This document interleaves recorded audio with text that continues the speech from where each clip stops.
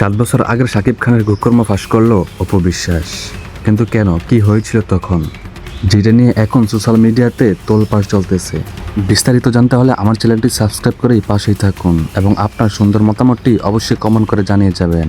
অপু বিশ্বাস একটি ভিডিওর মধ্যে জানিয়েছে যে শাকিব খান এবং অপু বিশ্বাসের যখন থেকে বিয়ে হয়েছে তখন থেকে শাকিব খান অপু বিশ্বাসের প্রতি অত একটা ভালোবাসা অথবা সুন্দরভাবে সময় কাটায়নি, এবং কি অপু বিশ্বাসকে তেমন ভালোভাবে সময়ও দেয়নি। খারাপ সময়ে অপু বিশ্বাসের পাশে থাকেনি শাকিব খান, জানিয়েছে অপু বিশ্বাস নিজেই। এর মধ্যে আবার শাকিব খানের লাইফে এসেছে বুবলি। বুবলি আসার পর থেকেই অপু বিশ্বাসকে একদমই দেখতে পারে না শাকিব খান। শাকিব খান মনে করে তার জীবনে কম বলে কিছু নাই, তার জীবনে যা হবে অনেক বড় বড় কিছুই হবে। তো শাকিব খান পিছনের কোনো কিছুই ভাবতে শিখে নাই, পিছনে কি হয়েছে সে কোনো কিছু চিন্তা করে না। কিন্তু অপু বিশ্বাস পেছনের সব কিছু নতুন করে আবারও বলল। প্রায় 7 বছর আগের একটি ঘটনা শাকিব খানের একটি কুকর্ম তুলে ধরলো সবার সামনে।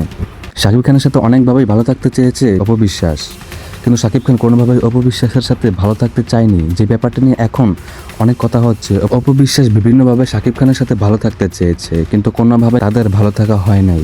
যারা সাকিব ফ্যান্স রয়েছে তারা জানে মেগাস্টার সাকিব খান কখনো পিছু হাঁটে না, কখনো পিছের অতীত নিয়ে ভাবে না, সে সবসময় আকাশে উড়ে। যাই হোক, এখন আমরা আসল কথায় আসি। অপু বিশ্বাস জানান যে শাকিব খান এতটাই স্বার্থপর যে আমার যখন বাবা মারা যায় শাকিব খান একটা বারের জন্য দেখতে আসে নাই। সে কি করেছে, কল দিয়ে জাস্ট জেনেছে কি অবস্থা তোমার।